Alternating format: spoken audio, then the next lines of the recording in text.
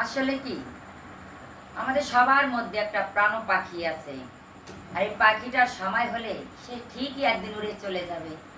যার যখন সময় হবে সে ঠিকই যাবে, কেউই তাকে ধরে রাখতে আমরা পারবো না বা ধরে রাখাও যাবে না। এই জন্য গানটা আমি গিয়ে শোনাচ্ছি। শিকল বেড়ি